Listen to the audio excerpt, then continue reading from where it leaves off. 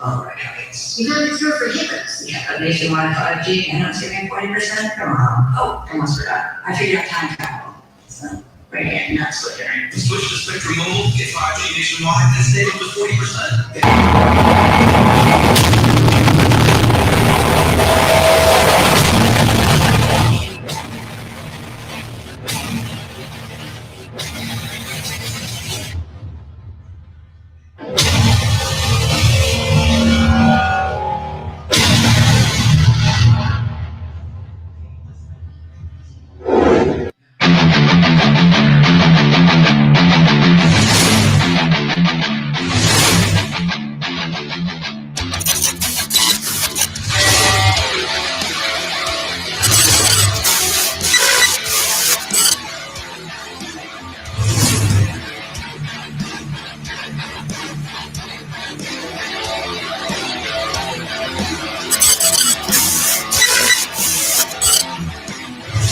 Evolution.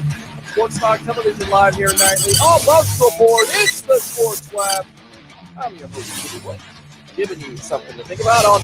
Welcome back to another edition of the Evolution of Sports Talk Television. It's the Sports Lab. I'm your host, Peter Blake, along with Tampa Bay Ray Kennedy, as the Bucs fall to 6-3 in embarrassing fashion, losing to the New Orleans Saints 38-3. And this has to go down as one of the worst games, not only in Bruce Arians' history of coaching the Bucs, but also in just Bucs history. I mean, in all three phases of the game, absolutely no answer. Offensively, defensively, special teams tonight. I guess Ryan Suckup with the field goal at the end to salvage not getting a shutout. But, overall, there was just no answer. And from the very get-go, Tampa Bay, Ray Kennedy, best of the Bay, it just seemed like this team was very flat. Just came out completely flat. And you talk about the away team coming in. The home team has that little bit of adrenaline advantage at home. You hope they get started early. They came out, took the Saints' best punch. Unlike previous games, they did not come back off the ropes, and they just never got up. It looked like almost they just landed a nice jaw punch early in the first round, and they just never recovered. They didn't. All right, let's go out to our second shot here. I don't know what's going on in there. Let's go back. Let's get out of there. Go ahead and check on see what that's all about, because I don't know if they're getting some feedback or whatever. Open phone line 727-255-0391. It's 727-255-0391. It sounded like right there that sounded like the Bucs defense tonight dying. And it was a slow death. I mean, you look at the statistics, 26 or 32. 272 yards, 4 touchdowns, just awful. Just an awful effort by the Tampa Bay Buccaneers. So want to hear from you guys. I don't think all hope is lost, but any opportunity for the Bucs to possibly win the NFC South, I think may have went out the window tonight. And they're not a good team.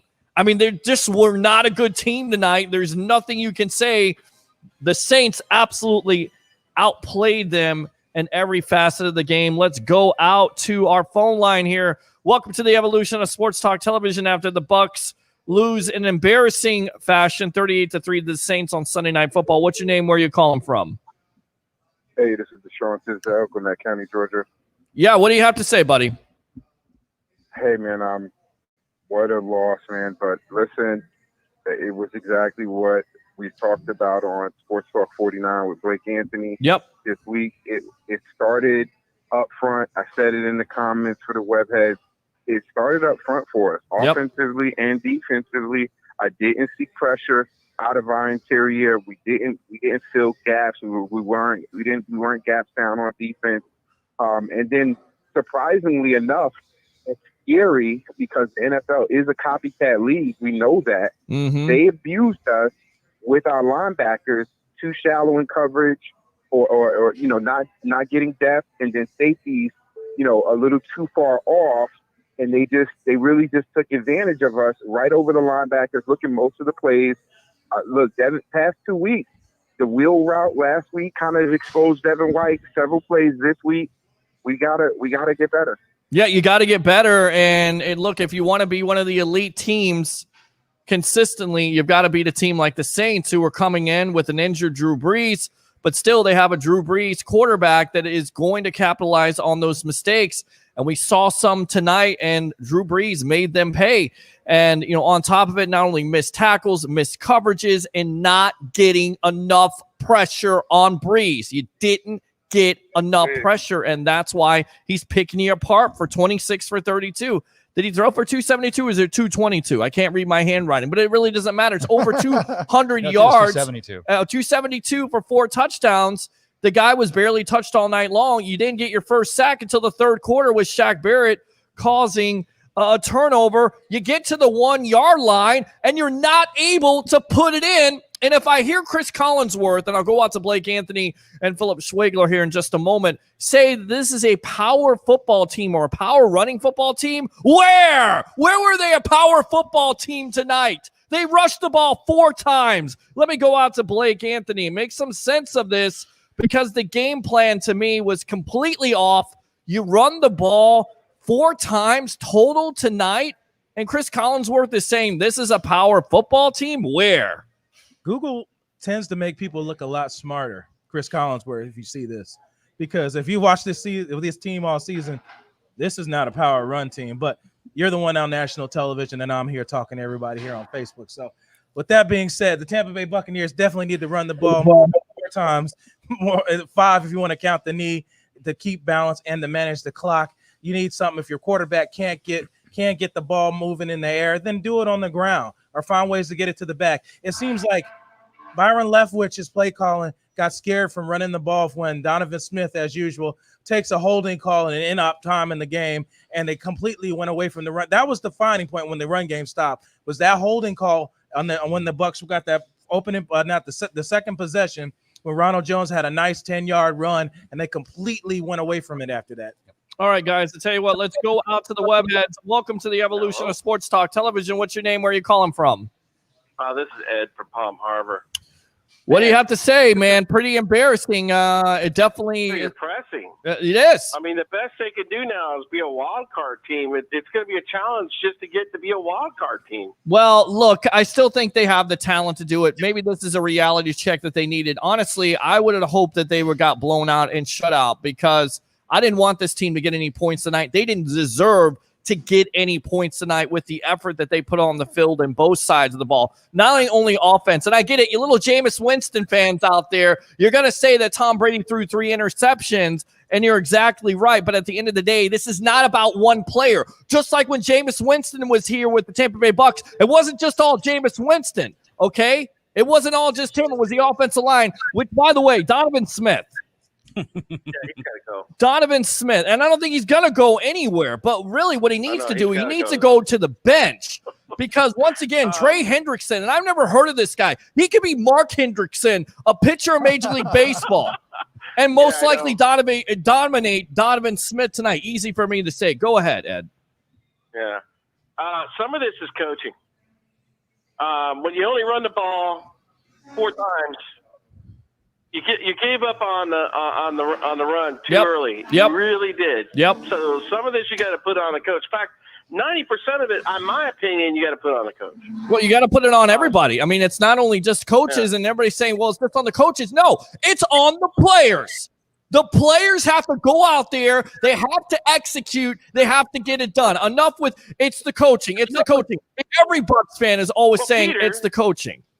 Peter, what kind of game plan is 4 runs, man? I agree. But at the end of the day, you also got to protect your quarterback. And for Trey Hendrickson, once again, I mean, what was single-handedly the worst game? Was it the first game or this game? I actually think Donovan Smith had a worse game this game. Yeah. Yeah. It seems like, I mean, he might as well be playing for the Saints, to be honest with you. I mean, I don't think that would happen, because Breeze would have 2 hurt shoulders, because anywhere you can't run anywhere. I mean, Tom Brady, look, we know his limitations, right? Tampa Bay Rays, he's 43 years old. He's not a mobile quarterback. He's not a Russell Wilson. He's not a Kyler Murray. So anywhere you go, to the left or the right, you're going to get hit because Donovan Smith tonight was a frigging swinging gate of awfulness. We saw the receivers. Yeah. We saw the receivers early in the third quarter and then all the way through the fourth quarter, literally running 5 yards and button hooks, just waiting to see if Tom Brady was able to stay up long enough to just get rid of the football. When you've got that kind of ineptness. Very good, Leo Ward going on the offensive side. Is it me or is he having his worst games when he plays the Saints? I have no idea, but tonight the whole offensive line struggled. And was it the fact of Ali Marpet not being in there? Possibility. Be a problem. Right. That's why I asked you earlier about it. Right. Certainly a possibility there, Ed. So, guys, when they go to approach that offense every time, and they take themselves out of the run game from the very get-go, pin the ears back. Dennis Allen's going to send guys in. You're going to know how to stop a Tom Brady and a Drew Brees. Blow up the pocket, have them second-guessing themselves, and make them a one-dimensional team. The problem tonight is, and the reason why we feel so bad about this, is the Buccaneers made themselves a one-dimensional team, and that drives you crazy. The reason why you feel bad about it, because there doesn't seem like there was any effort. From the very get-go, it seemed like, we're just sleepwalking. It's a Giants game. We could just show up. No, you can't show up. You got to play a full football game. Yes. Yeah, I'll say this real quick, because the Buccaneers have been one-dimensional many times before and have put up more points than this. So I'm not sure if it's the players, it was the game plan, what was going on, but this has to be an anomaly for the season here. That I've never seen the Buccaneers go out this flat, other than I think that horrible loss to the Falcons on Thursday Night Football. I think it was 56-0. Yeah, I mean, you better get it together quick, because you got the Carolina Panthers who gave the Kansas City Chiefs. You got to go on the road. You got to get over it. And then you got the Chiefs coming up, and you got the Rams. So you got the Panthers on the road. You got the Chiefs coming home. Much easier schedule.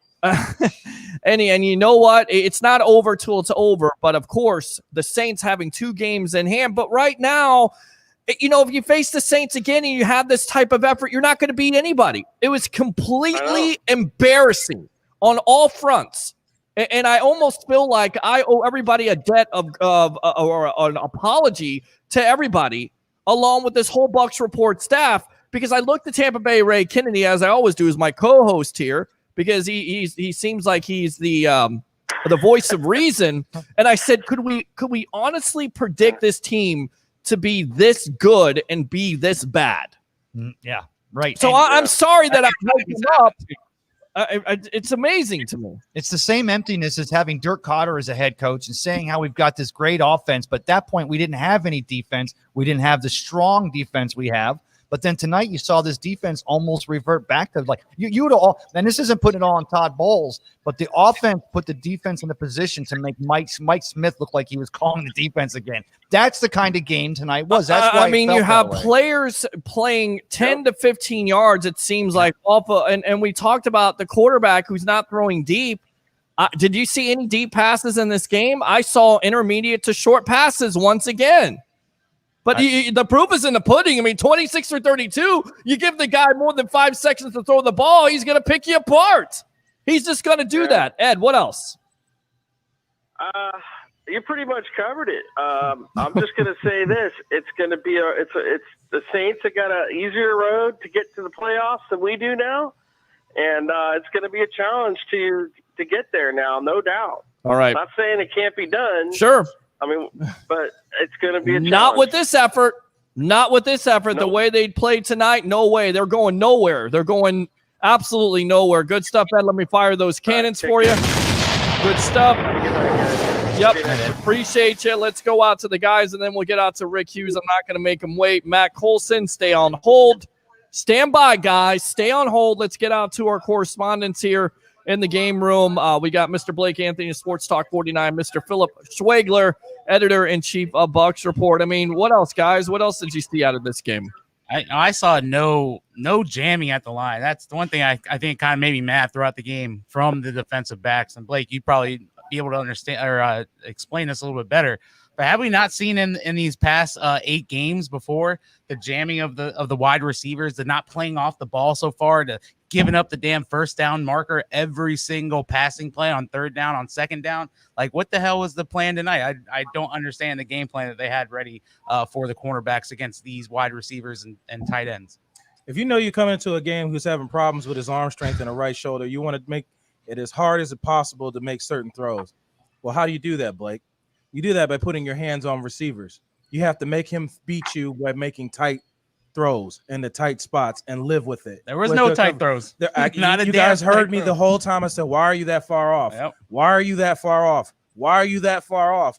You gave respect to a guy if he's going to throw for 50-yard bombs like Patrick Mahomes to a guy who beat you with 20-yard passes and under the entire game. Yeah. But why go into this game and totally change what you have done? What has gotten you to 6-2 on the season? Coverage. Beating the crap out of the freaking Packers, beating the crap out of the Raiders. Why did the Buccaneers change the game plan here? I don't understand it. It's confusing, and it makes me not think that this team is ready to even make the playoffs this season, to be honest with you. Why you don't sit back behind the first down marker every single time Drew Brees gets back in the pocket? You don't do it. You literally don't do it. I'd never played football on the college level or anything like that, and I know that you don't do that. I don't understand Well, Tampa Bay's best games against Drew Brees are when they play press and they play man coverage and put their hands on receiver. And just like I said, make him throw tight throws. They didn't do that. It's just like they allowed him to do whatever he wanted to do. And he said, well, our four is going to get to their quarterback, and it did not work.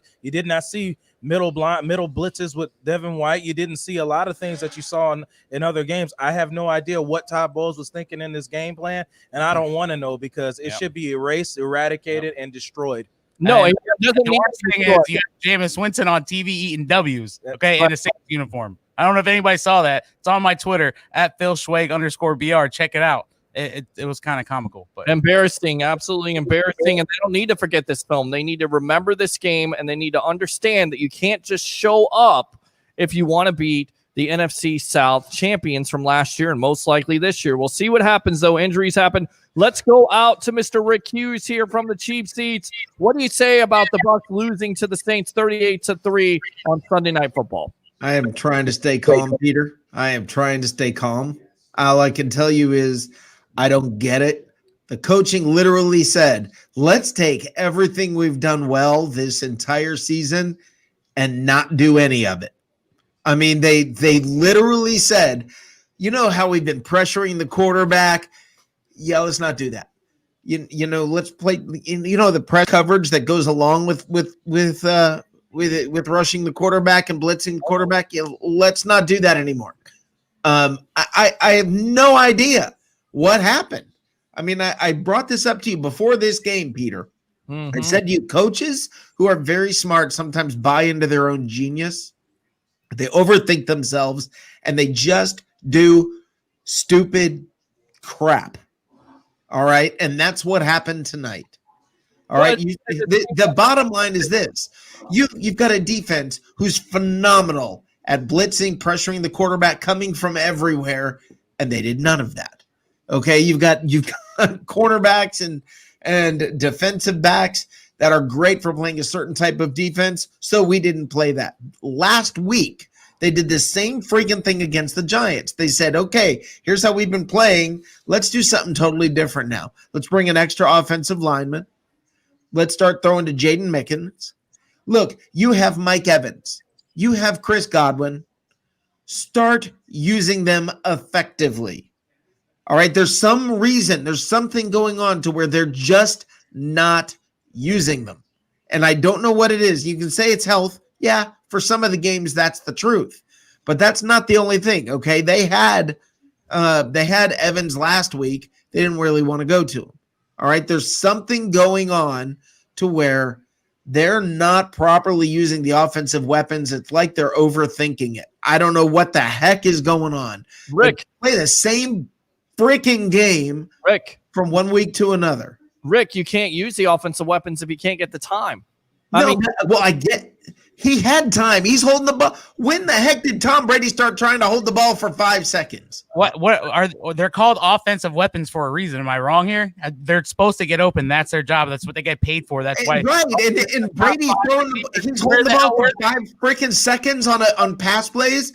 I mean, I get it that the offensive line sucked. And Donovan Smith, I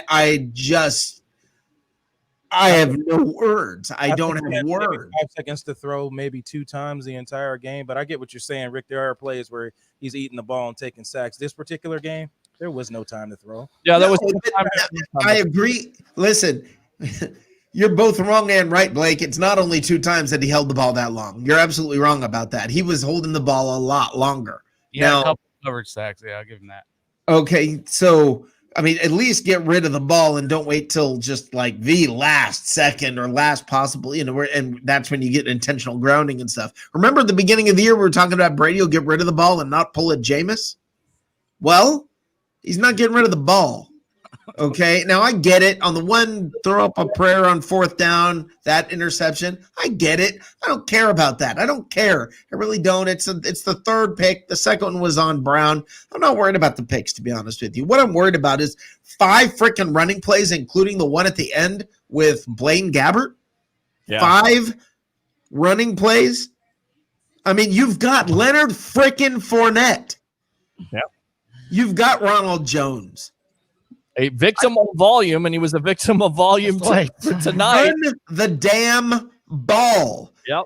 I mean, even when you're down by 14, you can run the ball. Yeah, that's the identity that Bruce Arians said he wants this team to have since last year when he came in as the first-year head coach for the Buccaneers. I want this to be a run-first team. I want us to run the ball. You didn't run the ball. I almost said some 5. I know. I'm having a hard time not.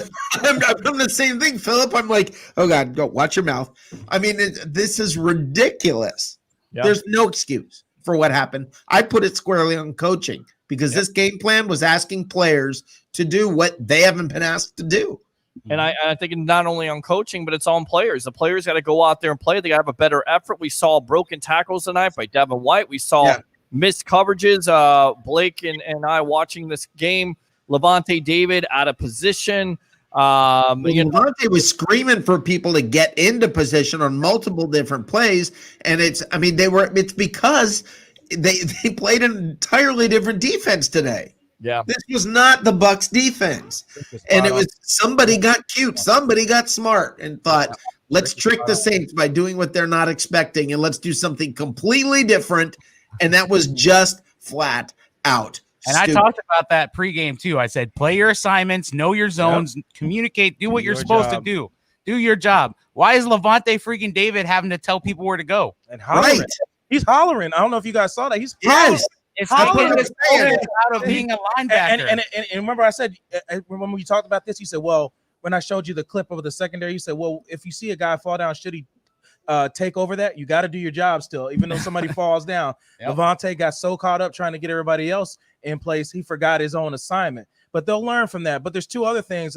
Remember when he talked about Dean? They went to Dean early. They went to Dean early at the beginning of the game where they ran the hitch on the receiver all the way outside, and he bit on that, and the wide receiver went right where he left from and scored. And then the other part, I think teams are figuring out that Devin White cannot cover. Nope. People are figuring out Devin White cannot cover because they're picking on it now. Yep, they are definitely picking on it. So, what else, Rick? So we can get. I'm going to get out of here before I say something I shouldn't say. All right, there you go, Rick. Thanks a lot for your time here on the Evolution. All right, have a great night. All right, good stuff there from Mr. Rick Brown. Rick Hughes from the Cheap Seats. It's been a long night. I'm sorry, Rick Hughes from the Cheap Seats. Open phone line. 727-255-0391. It's 727-255-0391. What else did you guys see out of this game? I got one thing to say because I think it was Carlton Davis was on a press conference this week. He literally said these, I don't know the exact words, but this is what he said. He said, I feel like we play better because we're such a tight group that we all came in together and we're such a young guys and we hang out with each other that we know what each other's going to do and we can play off of that and we can play better as a team. They honestly look like they've never even talked to each other in the locker room or passing anywhere tonight. So that's I don't know what to say, dude.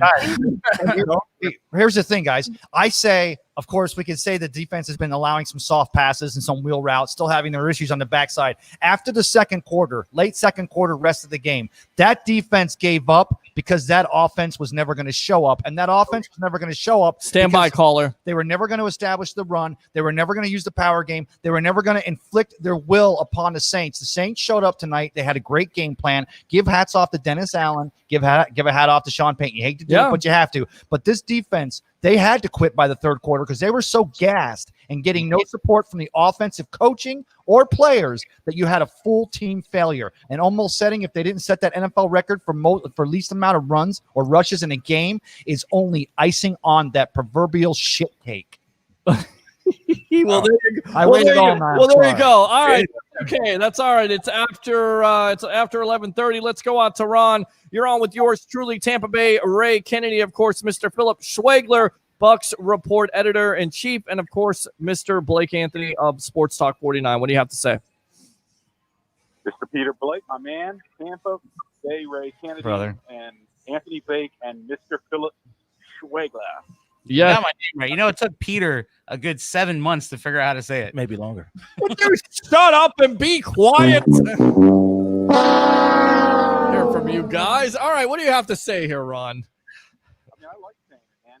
Schwegler. It's got a little swing to it. It does, and he's a great chef too, by the way. I got to promote that. So, yes. Thank you. But no, guys. I mean, dude, I guess I can see it in your guys' face tonight. This is just a disaster, like in every way, shape, and form. Like, Yep. I don't even know what happened. Like, I don't even know if we even showed up to the stadium. I mean, look, Ron. To me, when you were able to get momentum in this game, it was one step forward and two steps back. Shaq Barrett gets a sack, causes a fumble. You think you got momentum. You go down to the goal line. You've got 3 straight plays, and you're not able to 4 straight plays, right? And you throw it 3 of the 4. 3 of the 4, and then no success from the 1 yard line. That was just a microcosm of the game, right, Ron? I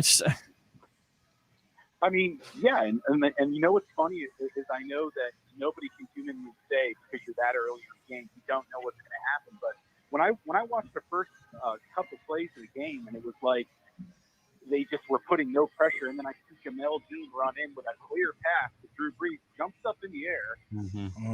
Oh yeah. I don't know what he was doing, and then it just seems like you said a microcosm, boom. And Yep. It's like, what are we doing? I mean, no pressure. Corners playing off the ball. Couldn't really run the football. I mean, no offensive ingenuity whatsoever or continuity. I mean, no offensive game plan, no hope, no answer. Just no answer to Drew Brees. It's always been like that with this defense and Todd Bowles.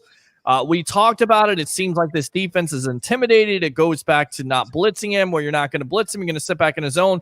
Well, if you're going to sit back in his zone and let him throw all day long and not get pressure on him, then you're asking for it, and they got it tonight. You get what you pay for. Okay, you put in that effort. That's the kind of effort you get. No, absolutely. I'm sure that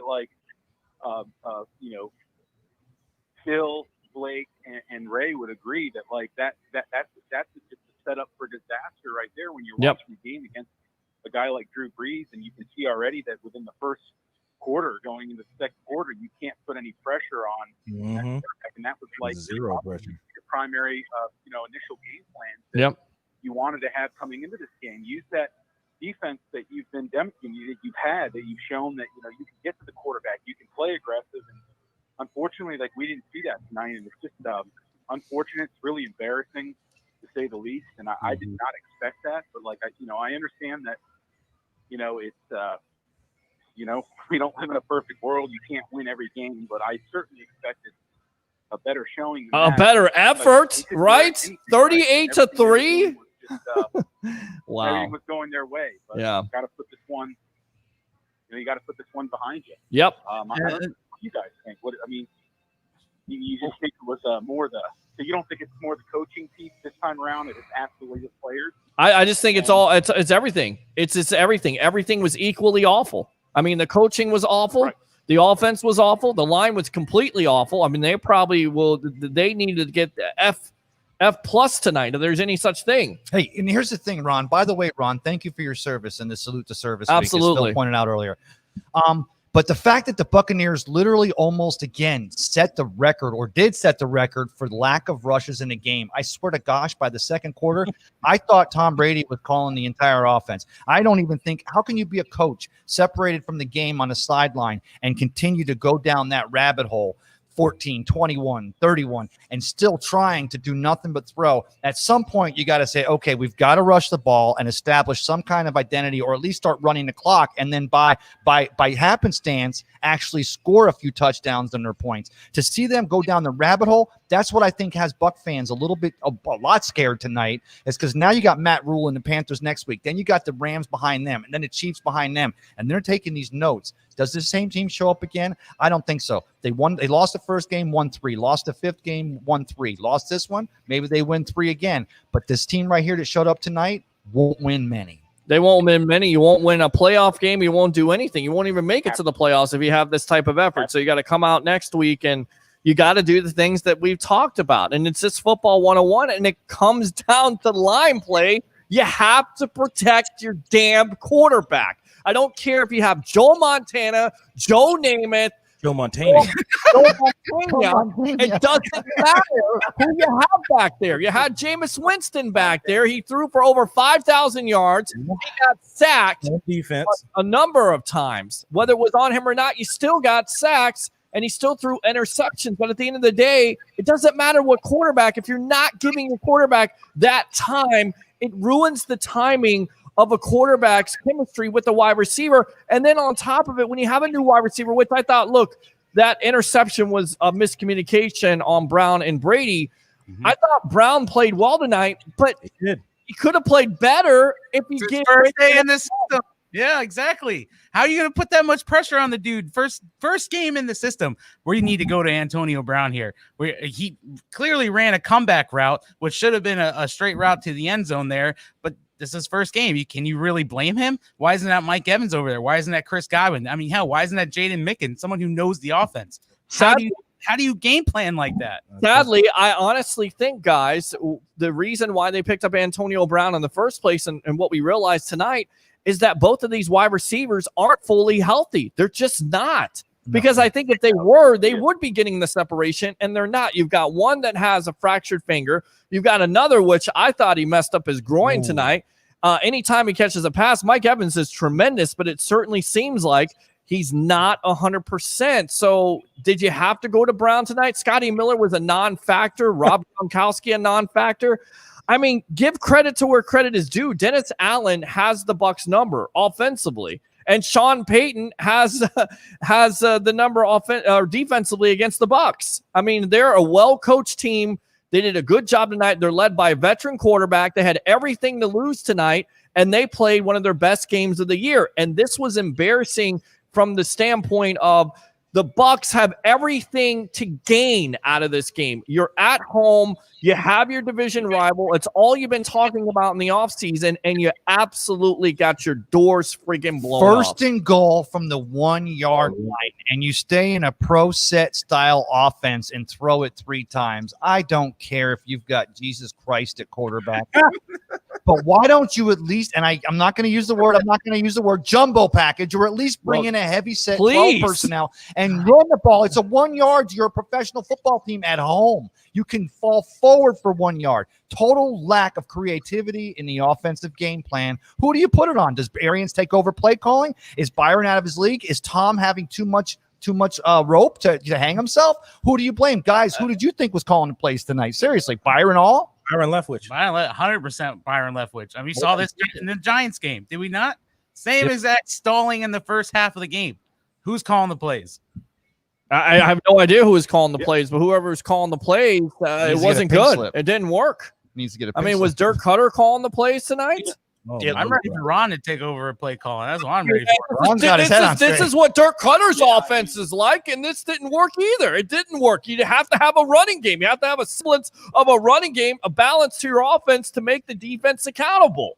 I don't care what anybody says. Yeah, it's a passing league. We keep waiting for him to show up, guys. We go to Green Bay in the playoffs. We go to a cold weather city in the playoffs. Let's get to the playoffs, but we go to a cold weather city. You lose. And you don't have a run game? You lose. Why fly? Stay home, stay safe. Quarantine. lose. Just stay home and don't waste the time. 2 things you have to do to win in the NFL. You have to run the ball, you have to play defense, and then the third thing, you have to get up to quarterback. They did absolutely none of that tonight. All three phases right there. Bro. Absolutely. I believe in the execution. I'm all for it. I'm all for it. Go ahead. Piggyback, like what you guys are saying, like too. what I found amazing was that you're coming into a game like this, and you would think this would have been a game that you would have been, you're coming out, with a vengeance, man. Yep. With, like you mentioned, Pete, with everything that was riding on it. And then I noticed that it wasn't just one side of the ball; it was both sides of the ball. I mean, it was a lethargic type atmosphere. Yeah. What we were seeing. I mean, I didn't even really see a burst in Leonard Fournette. And some of the short passes he was catching. I mean, Rojo really couldn't really get going that much, but he did have some tough runs. But I mean, like maybe Godwin shouldn't have been playing. I mean, his finger was a wrap, and it was basically with whatever type of brace they had on it. And I mean, was that really smart maybe to do that? Now, Evans didn't even seem, like you said, see, with the groin thing. That's concerning. Yeah, I mean, Evans. These guys Evans had 4 catches for 64. Yeah, he had. Visually see out on the field. Yeah. Today, I just think across the board, like I said, it was almost just a lethargic type play. I Not just good. don't understand. I don't know how you come into a game of this magnitude. I mean, looking like that, but I guess we could dwell on it, and it's not going to get us anywhere. No. Isn't Harold Godwin the offense? I feel the team better than this, but it is concerning moving forward because it's like these are 2 games now where you have failed to run the football effectively. You haven't been, like I said, and I don't mean I'm not into the superstition peak. I'm not, guys. Something with night games. I don't know what the frig it is. Yeah, like, I don't either. It's one team's got the other team's number. It's like the below 40 degrees back in the day, right? And the number the number in this case is wrong. It's 3. I mean, and 3 points is not going to get it done. It's just not going to get it done. And the Bucs had plenty of opportunities tonight. I mean, you would have liked to see them go in on the goal line. They're not able to score, and that right there just tells you who's the better team at that point. Well, here's the thing, guys. Positive here. It's a wake-up call. Yep. Again, it's a wake-up call. They're still 6-3, but it's a wake-up call to that offensive coordinator, to that offensive side of the ball, to the offensive line coach. It's a wake-up call that you've got to figure out a way to get the running game involved. Otherwise, Tom Brady's not going to make it through the entire season. I'm knocking on wood, but I'm just being realistic. I don't know why Tom Brady was in the fourth quarter. Right. Why is that? I mean, I get it. Is he the best opportunity to score points at that juncture? What was the deal, though, that he made with the devil to come here to the Bucs? That you will never take me out if I don't want to come out, and if it gets bad, I get to call the offense, because that's what it's starting to look like. And I'm still good with that. I still like Tom Brady at quarterback. I still like this ride we're on, but tonight was a huge dip. Hopefully we're coming for some big rises. It's a roller coaster. We're just not in the apex right now. No, you're just not. And then, Trey Hendrickson having the number of Donovan Smith, and that number should be $14 million. He should be giving half of his contract to Hendrickson because, on that one drive with the 2 sacks, it's just, to me, it's effort. It's not even athletic ability. It's just a guy that's getting his ass kicked. Boom. And that's it. It is. It's not. It's terrible technique. He continues to get pushed back. If you're not going to have him at left tackle, and he continues to play the way he does, he's got to get Tom Brady killed. Yeah, because that's the blind side protector. We got lucky on a few hits tonight. Let me say this too, guys. Maybe this is a little premature to say this, but and I know that Pete and maybe some of you guys are not the biggest fans of Collinsworth. I mean, I personally. I think Chris is fine, in the booth. But when he brought up that point about how coming into this game, if you with the record that we were in, you win this game with 63% chance of winning your division. You don't. It shifts to the opposite, and now you're 63% chance of not winning the division. I think that's what's most concerning and just disappointing as a Bucs fan, because. And I mean, I don't know if you saw that little montage, that cartoon montage that they played. Gosh, that was too funny. I really tried not to laugh, but. The food. With Brady in the helmet with the Thanksgiving platter, Mike Evans sit down and all dejected with the number 0. Like everyone else in our division has won the division at some point throughout the last division at some point of whatever it was, the 12 or 13 years they were going. I mean, we haven't, and that's what's really, I think, more disappointing as fans. And just somehow they got to write this, They have no business to. I think we put up a lot. Right. With a lot, man. And this team, this franchise, the city, the organization deserves a bit more. And deserves a lot better than this. It's not all over yet. I mean, we're still 6-3. There's right. a lot of positives. Sure, there is. like you said, if you keep playing like this, though, you don't run the ball, you don't execute, you're lethargic, you don't bring the same game plan, you don't stay consistent, you're not going to – you might get lucky and squeak out some teams that are, that are just not playing their best or that maybe give you some opportunities, but you're not going to beat anyone who – Yep.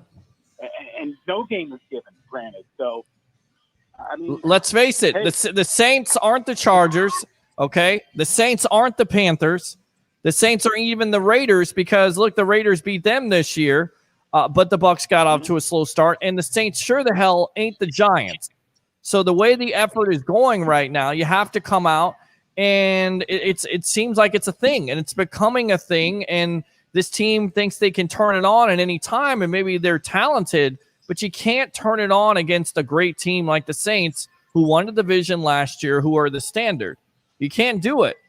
You got to have a full effort. You can't make mistakes. You have to nearly play a perfect game, and you have to call some opportunities for yourself. And once you get those opportunities, you have to take advantage of them, and the Bucs didn't do that tonight. Ron, thanks a lot for the call. Appreciate you. All right, let me fire those cannons. All right, guys. There you go. Good stuff. All right, guys, I tell you what, let's get out to the web heads here, read these comments from these guys because they want to talk about it. We got out coach smoked 100%. Russ says bums.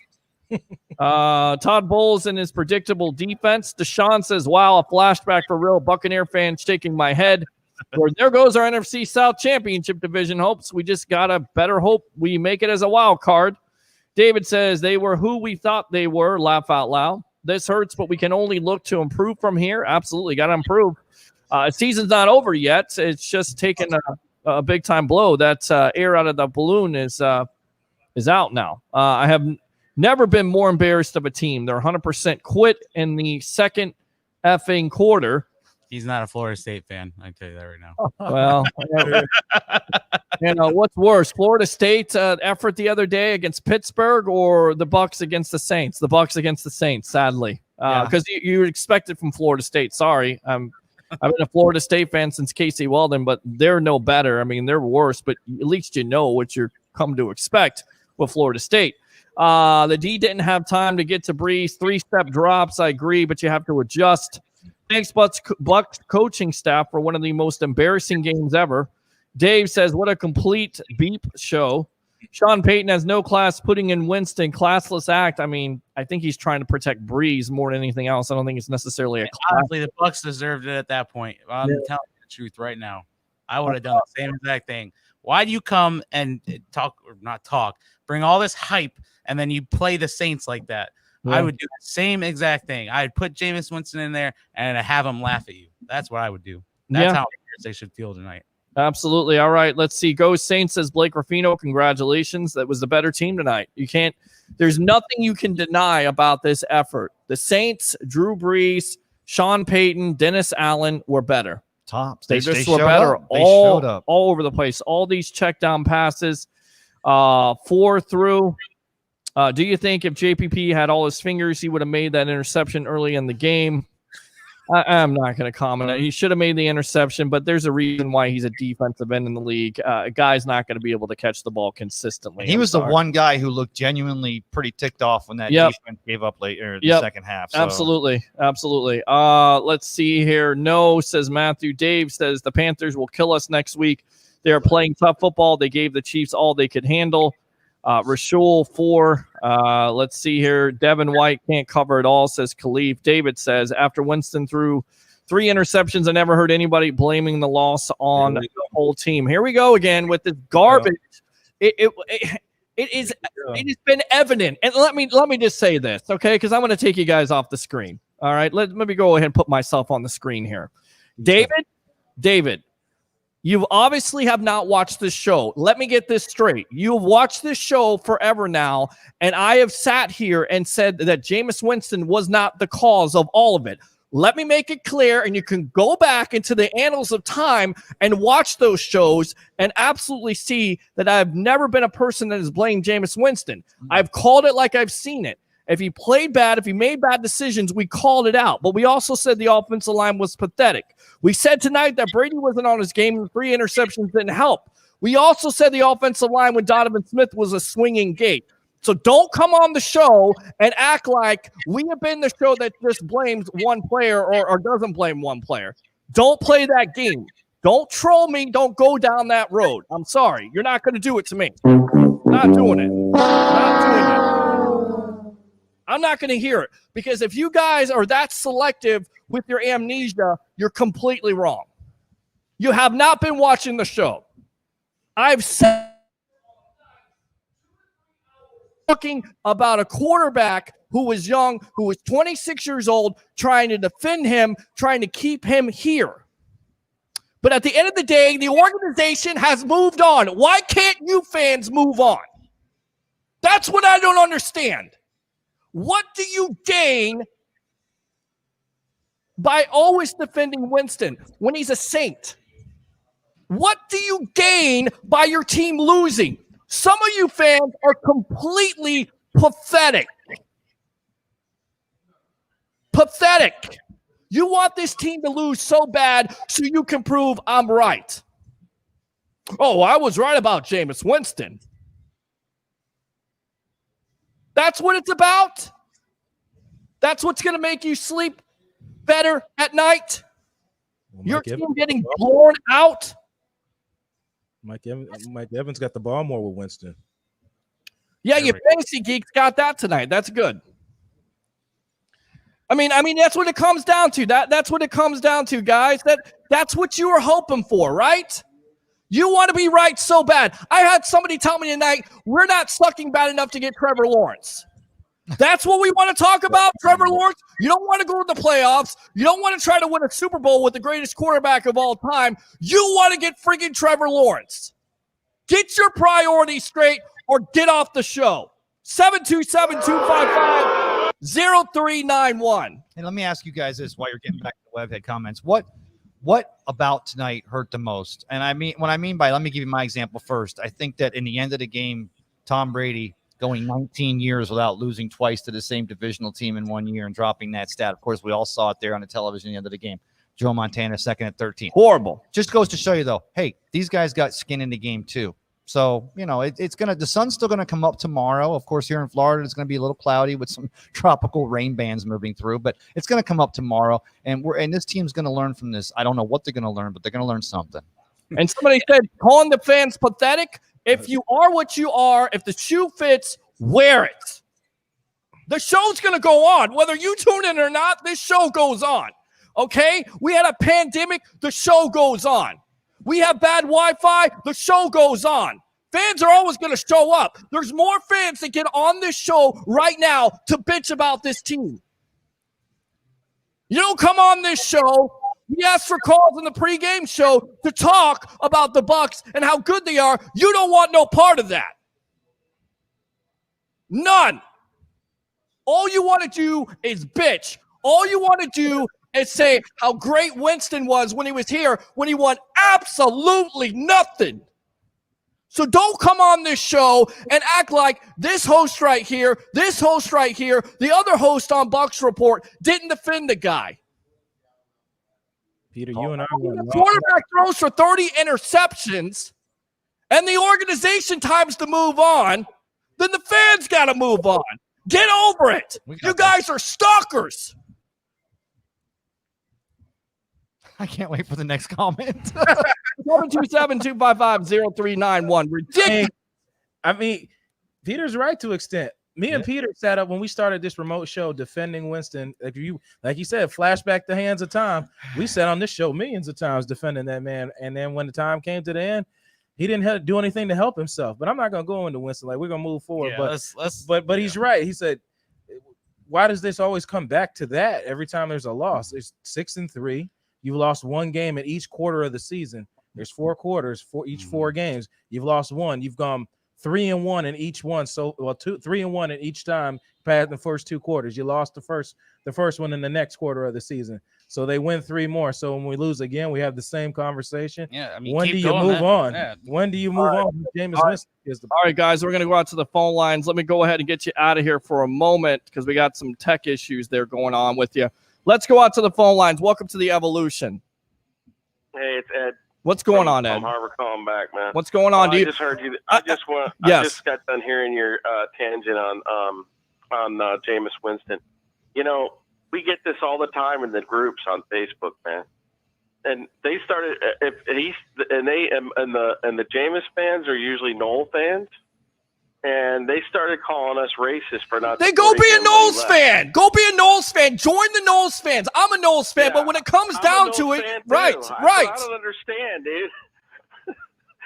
Go on the Knowles broadcast. Go on the Knowles broadcast. Go to Gene Deckerhoff, right, and talk about the greatness of Jameis Winston and how great he was. This show has never, ever, ever criticized him and said it was just on one player. Never. You won't even let me criticize him. I tried to criticize him a few times. He told me to shut up. I mean, look, I try to be fair about this. When people go, well, you know, and this is what it always comes back to, and it pisses me off because I have somebody telling me, well, we didn't hear this when you're treating it differently. No, I'm not. I told you, Tom Brady was 23 for 38, 3 interceptions. You can't have those turnovers. But to sit here and say, well, it was all on Tom Brady, it's completely stupid. Yeah. Anything else? Yeah, that's a good point. All right. Thanks a lot, man. That's I appreciate you. Point. Appreciate you, Ed. Go ahead. But I wasn't trying to egg you on. No, I know you weren't. I know you weren't. And for fans saying, this is a fan base issue. Right. Where we were divided on Jameis Winston. That's it. Right. And again, it's like Rick Pitino said, you know, Larry Bird and Robert Parrish and Kevin McHale aren't coming through the door. Jameis Winston is not coming back through the door, guys. Get over it. The Bucs have turned the page. Now, if it doesn't work out, you're more than welcome to call the show. But don't tell me not to do what I do here. This is my show. When you get a show like this and you can do what I do, you can do whatever you want. You can do whatever you want. But you're watching this show on Bucs Report for a reason. You want it to tell it like it is. I tell it like it is. You want me to be a cheerleader? Go to the other station. By the way, there's not another station out there. Ray, did you turn your mic off? Not your mic, but your headphones. No, I'm still here. Hey, I'm here. I ride or die with this guy right here. And you know, it's true though. and you know, I even said that before I came on the post game show because you know, we can only take so many calls and we can only read so many comments. We're here not just as following the Bucs and covering the Bucs, but we're also here because of you and because we're all feeling the same thing. But again, sun's going to rise tomorrow. We just need to see. Again, here we are again, back at the offensive identity issue. Tonight, this offense, the only identity they had, it almost reminded me of a Mouse Davis run and shoot offense. And when they would get, because you remember he would throw up the points, the greatest show on turf with out there in St. Louis. We was a coach of St. Louis. Mouse Davis. I bet you they ran the ball, even in the run and shoot offense more than what they had success at least to it. I mean, they completed passes. I mean, you're looking at it tonight, the beginning of the game, it was pathetic. The offense was pathetic. And I get it. The fans are upset about it, and that's cool. But keep it in perspective and definitely don't call me out because I'm going to call your ass back out again. Boom. And there's other stations out there that'll let fans, they'll let them wait for 20 minutes and hang up on for 2. I give you at least the opportunity to read your stupid text message, and that's what you come up with after this? Oh, we didn't hear this last year with Jameis Winston. No, boo-boo. Shut the hell up. What else, Ed? All right, Pete. Well, I'm gonna put the phone down now and listen to you on TV, Rant. Appreciate you, brother. Night. Brother, have a good stuff. Let me fire those cannons for you. I mean, I guess these guys are trying to get in, so let's get them back in here. We got the OGs there, Mr. Blake Anthony, I guess Philip Schwegler. So, I mean, am I wrong about this? Have I been wrong about this? Have I not come on these shows and spent 2 to 3 hours bashing Jameis Winston, but not just bashing Jameis Winston when he plays bad, but also bashing the rest of the team? Or have I been a Winston hater like everybody characterized me as? I don't even know why you even entertained the thought. There's the proof is in the pudding of your work. They're there for you to watch in the recordings. They're there. Right. They're there. So if I challenge anybody to go there and call him a liar, I dare you. But as a got to move on. It's a loss. Like I said earlier, you lost one game in each quarter of the season. They know what they need to work on. They clearly didn't fix that from last week to this week. It was a direct correlation from the secondary issues, and it carried on to this week with everything we said with what happened against Drew Brees, from the mistakes you made to Daniel Jones happened. They came out exactly the way I told you they would, and I'm sure Todd Bowles and them explained how they would come out on defense and on offense. There's some type of disconnect, and I can't wait to look at the video and check out what's going on and see what Levante David's hollering at and the miscommunication that clearly there was on defense. Clearly something changed on that defense because they were not in sync at all. Well, I mean, Arian said in his post-game press conferences, we wanted to play more zone this game so we can get the front four home. Did that work last week against the Giants? I didn't think it worked last week. Why are you going to do that again to a better team? I didn't understand that. Why go away from something you're good at? I agree. All right, so let's go out to the webheads if we dare. Let's see here. Tim says, okay, so we read that. Where did we lead off? Oh, David, there we go. Okay, let's see. We got KC in 2 weeks. Absolutely. Bowles gets the blame tonight, plain and simple. Other coaches do too, but mainly it's Bowles. The offensive coaches too. Come on. I mean, Bowles. The defense was on the field. How many more minutes than the offense was tonight? Yeah. When Ray looked at me and said, how many yards does Rojo have? And I just slightly looked at Ray and said, they've only ran 10 plays of offense. Why we call him the victim? 9. He's not a victim of volume. Well, he's not getting any volume, so maybe that's why he doesn't have the yards. Genius. Todd Bowles made no adjustments. Can't play 6 yards off the quick release team. They put Jamison. Who cares? They put Jamison. Good. Go to sleep tonight thinking a third-string quarterback that no longer plays for this team. Go ahead. Read your next comment. Feel happy. Jesus. No. Wow. I don't even want to. What am I reading that for? I blame Tom because most will blame Winston. Oh, here we go with the black and white thing. Blame this, blame that, blame everybody. Blame yourself for talking about quarterbacks, okay? Because you have no idea. Comparing Jameis Winston to Tom Brady is just ridiculous. Yeah, we did. Did you all see Jameis clowning on us at the end? Congratulations. I hope you're not in your feelings about that. Tom was trash. He wasn't good. Facts. The offensive line was worse. You went at the line of scrimmage. Defense and offensive line sucked. Not enough blitzing and corners playing too soft. 100%. Got manhandled up front too. Milo says, let's see. Are you kidding? White is pretty good in coverage. They had him on Sanders a bunch. Linebacker, wide receiver is a tough matchup. Well, wasn't that great in coverage tonight. Does Phillip get got a fro going on right now? Pretty close. Wow. Just no press coverage all game. What the hell? Dave, yep. Matthew says no press, no blitzes. Anwar, that was the worst game in last 4 years. Mike Smith calling the D. Oh, no. Jeez. Not the ghost is Mike Smith. At one point, Davis was 12 yards off the ball. Yep. Matthew, best wild card team assembled, no Super Bowl. Well, I mean, jumping to that conclusion, Matt, I mean, you probably should go to Vegas with that prediction. Maybe that'll work for you. Taysom Hill in that quarterback 9-10s is going to be a run. Nobody gets that. WTF. It was one off, but still hard to watch. 3 hours of hard to watch football.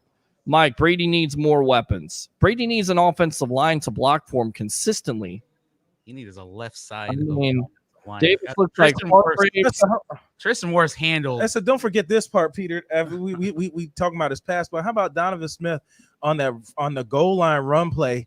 He's back in the backfield, and he's getting pushed in the backfield on the 1 yard line, and the running back's 5 yards in front of him. Like, how are you getting beat that bad? You have all that mass. Just lean forward. That's all you have to do is lean forward. Right. Sorry. I don't get it. All right. Tonight, man. Yep. It was an embarrassment. Deshaun, too many interior linemen playing rush the quarterback. Ben says, no, Peter, you throw the tape away. Move on. Carolina, if this team is that good, they already know what to correct. We'll see. We're on to Carolina. Shaking my head, says Deshaun. Phillip, please don't blame the players. It's the whole coaching staff need to be fired, period. I mean, you guys are amazing to me. Every freaking year, you fans want to fire coaches. You wanted to fire Tony Dungy, you fired him. You wanted to fire John Gruden, you fired him. You wanted to fire Raheem Morris. You wanted to fire Lovie Smith. Fire the whole coaching staff, but don't hold any players accountable. Makes no sense. I get it. Coaches get paid to put together a game plan, and the game plan wasn't that great tonight. But the players at the end of the day get paid also. They got to go out there and execute it. And if you don't execute it, then you're not going to be in the National Football League because it means not for long. Misador. Evans looked like he tweaked his groin. What's new? Yo, tweaks his groin. At this point, W, but ignore the loss. F that. Well, we didn't ignore it. Oh no, we ain't ignoring it. We were roasting it all night. Matthew is one of those guys that has selective hearing problem because, as I said, Matthew, it was 38-3. The Bucs lost to the Saints, and we broken down the game when you decided to tune in. Selective hearing loss. You guys are amazing. Everyone needs to give their checks to charity because nobody showed up, even the coaches. No, let me take that back. The kicker showed up. They did. There you go. Need to stop that. Matthew. Exactly. Evans needs more targets. Well, he needs to get open. How about that? Jameis Winston. Is there a I don't know. I'm gonna argue that point because there is a couple plays. I talked to Blake during the game where you can clearly see Mike Evans had one-on-one coverage with Marshawn Lattimore, and Brady didn't even look to the left. He literally, his first read was Gronkowski, and that was the pass that was there, and it was like a 2-yard gain. If that's the call, then that's where you go with the ball. But isn't Tom Brady the guy who throws who's open, who's going to make the play? That's true on some occasions, but sometimes you have plays designed for people. But I'm just saying, like, you don't have to target the guy, but at least give him a look. That could have been a big gain there. That's all I was trying to argue there. Okay. Let's see. Holding the ball too long at some points, but wide receivers have to get open, Matthew. Part system. Brady played like trash 2 weeks straight. Offensive line didn't play well. Consonants. Hart. Stop saying his name is 76 moving forward. Okay, and Wheezy. That's fair. He says he doesn't get a name anymore. He gets a number. 76. D. Smith sucks. Bench him. Get anybody. We're looking at the 76 Bucs. David, I don't think it's that bad. I mean, possibly the 76 Bucs, but guys, I was there. It wasn't. I wasn't even born yet. So thanks for that. Yes. Why are they giving him long routes? No idea. That's what we talked about. Yeah, go ahead. Let's see what David has to say. I thought y'all. By the way, I hate that. I absolutely hate that word.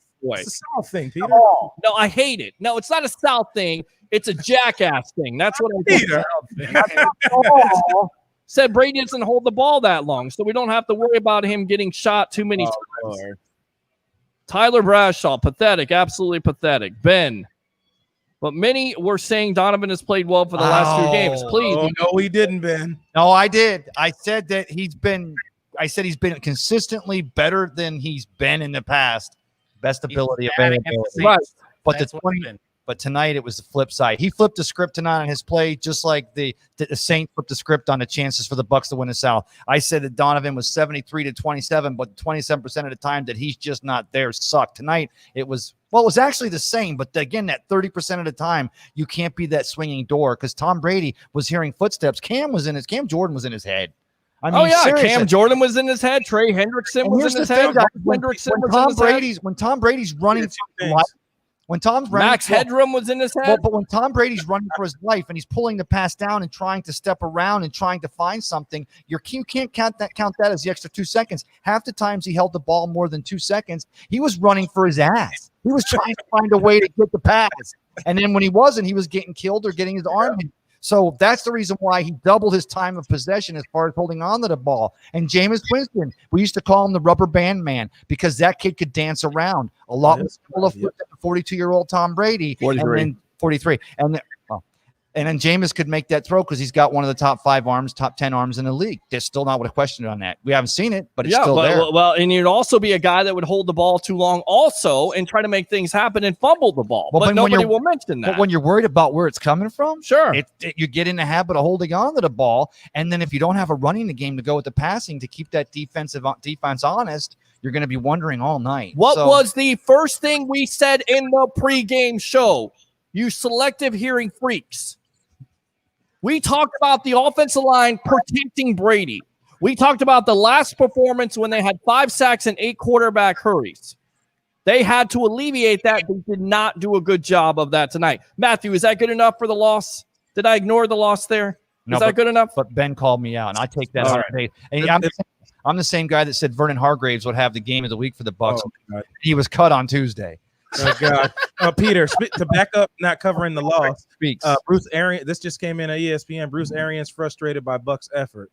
Bruce Arians says Buccaneers were beaten every phase of the game and will need to reset before next week's game. So there you go. I mean, it's kind of like what somebody just said. They were beaten in all facets of the game. Every facet of the game was equally worthless. And if you know where that line of that movie is from, you're cool with me.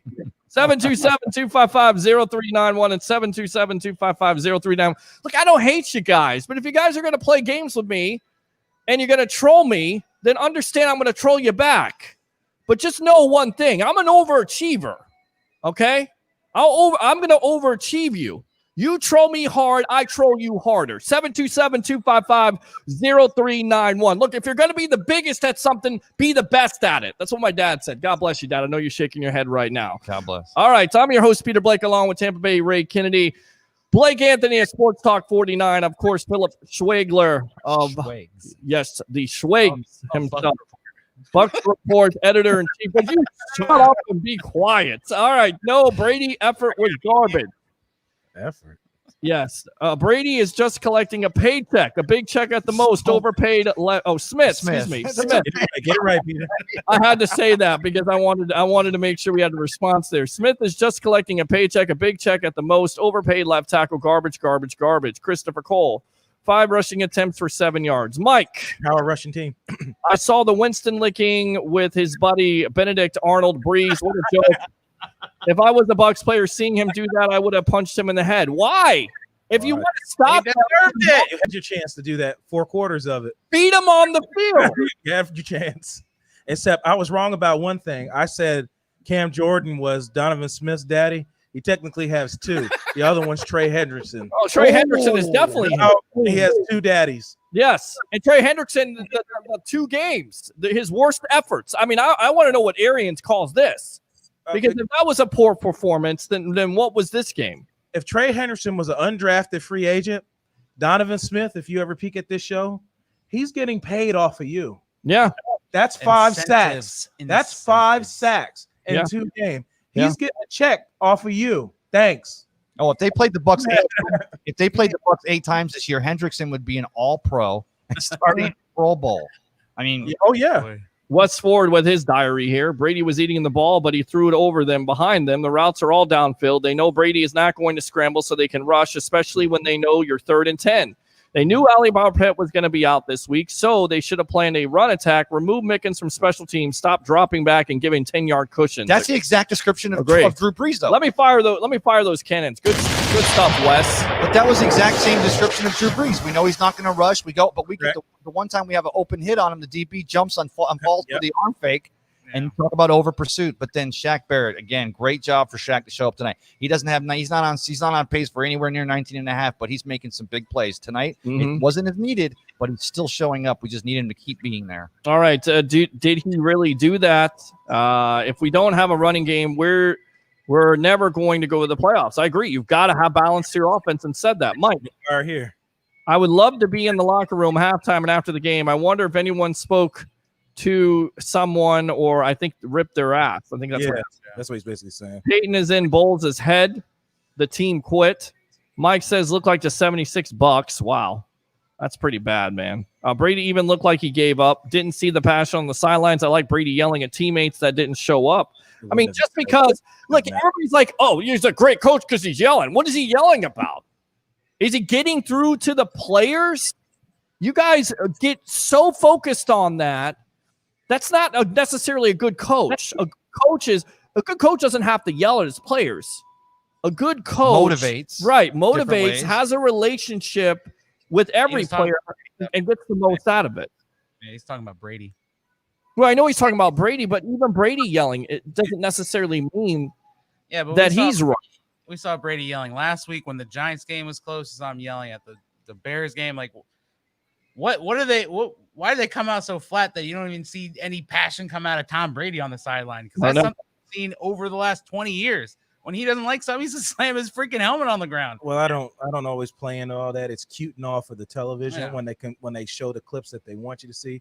What you're not seeing is them communicating on the sideline, looking at their plays and things like that, motivating people. Nobody shows those clips. They just want to show the stuff that they think you find is entertaining, and that's a fact. Hey, Blake, I'll follow you up on that. But what I saw, you talk about Tom Brady not yelling on the sidelines. What I saw was 53 guys that just did not buy into the offensive game plan they had going. They didn't like it. They didn't feel it, Ray. You're right. It No, showed. Feeling They it. did not feel whatever they talked about, walk through, pregame. They didn't like it. They didn't like it at all. And I think you're going to probably hear something later on this week from one of the players about this. Carolina's no pushover for sure.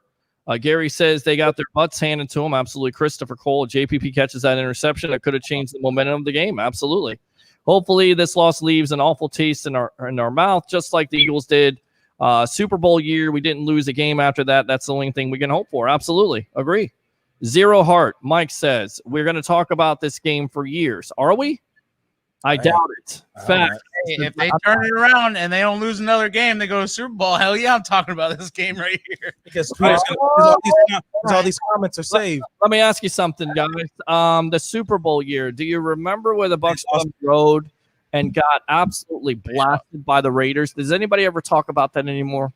No. And actually, Peter, that same Super Bowl year, didn't they lose twice to the Saints that year too? I know we lost in New Orleans, and I think we did lose. Believe they lost the first. They got swept by the Saints. Both games. I have it on. I'm on my wall. They got swept both times by the Saints. I just remember the iconic thing with Derek Brooks after the Eagles beat him for the first time that season. We'll be back. We'll be back. All right. That's. I mean, if you get another opportunity, it may not necessarily be in your house. You may have to go on the road. But look, you make your bed, you sleep in it. My Meatball used to say that. And they're 3-1 at home now. Okay, that's better home record than they've had freaking past 10 years. Yep. So. And by the way, to your Jameis Winston fans, the team was no better with him last year. Okay, so suck it. You have to move on. Smith to Vendor. I guess you move on to him. Hopefully this leaves an awful taste in our mouth, just like the Eagles game did. Okay, we read that. Score. That's another comment. Can no. I was waiting for it. Can't Blair Brown? Who the hell is Blair Brown? Brown. Yeah. Okay. He's not targeting Evans. This is on Bruce point blank, period. I just love how everybody puts it on one person. It's just like one blame. You know, it's on Donovan Smith. No, it's on the entire offensive line. Donovan Smith played poor, very poor. But the offensive line as a whole played poor. But you're the head coach. It's your job to get those players buying into what you're trying to sell. I mean, you can argue it both ways for sure. Right. But ultimately, it comes down to Bruce Arians. Just like if you work for a company and your company, you're not making sales and stuff like that, you're going to blame the salespeople. You're going to blame the CEO who's supposed to be the motivator, who's supposed to be the guy who trains them. So I get your point, Peter. I get his point. Definitely, it's got to start at the top and trickle down. The same thing in the military. If the Bucs were 3-6, I would be concerned about that. But if they're 6-3 and have a great tendency of bouncing back after a disgusting loss, especially Tom Brady, obviously there's some type of communication and errors that get correct. So I can agree and kind of disagree because they found ways to move on from something like this. And I'm scared when they play the Panthers next week. I believe these guys are going to play pissed off. Tom Brady doesn't lose bad back-to-back games. He does not do that. No, you better come out and have a better effort than that. Miller wasn't getting targeted. Because he kept falling down every time he caught the damn ball. I would not throw the guy a ball anymore unless he can catch the damn ball in stride and make at least a 1-yard effort. Every single time he catches the ball, he falls on the floor. Does he not? I said that during the damn game. Catch the ball with your feet on the ground. Evans looked like he got the ball in his nuts. Matthew Foster Evans is not getting any separation. Bingo, right there. The last two games, our defense is really missing big old number 50. That 50, was another thing tonight. Over 100 rushing yards once again to a team, so that could be a problem.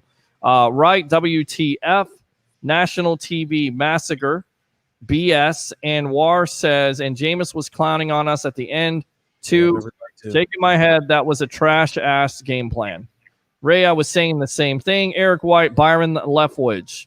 3-4 man rush won't do it against the Saints. Blitz the same way you did Rodgers. Misador says Matthew Foster, watch his get off. It's atrocious. He's definitely not. Matthew says Brady has to do better. Agree. Your offensive line has to do better. At least Cutter won today. Not a Cutter fan, just saying. I'll give him that. Matt Ryan had a good day.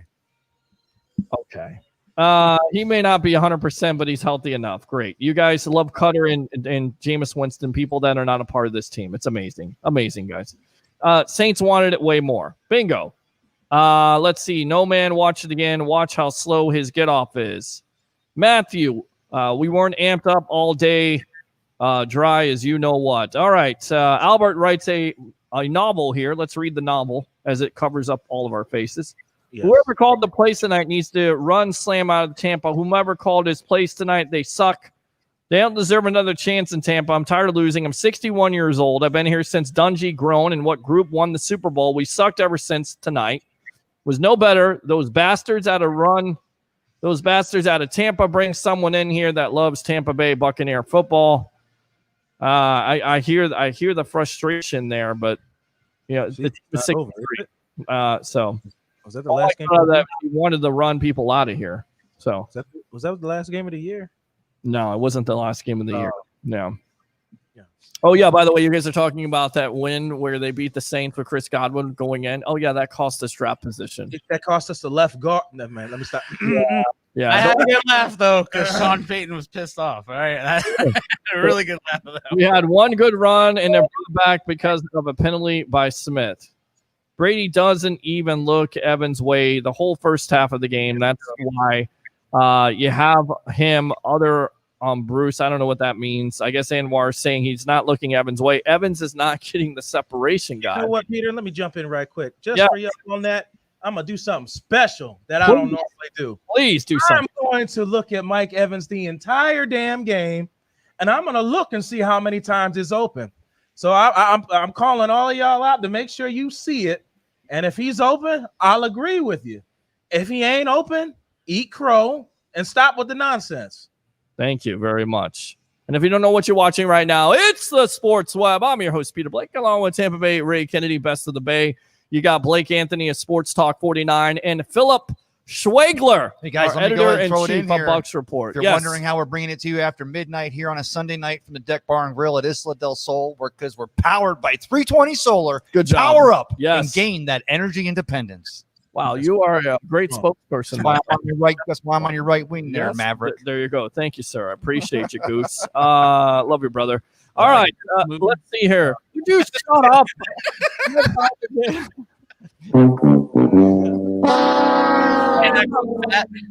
Yes, Smith tied sacks on Brady with 2. He did actually sack Brady.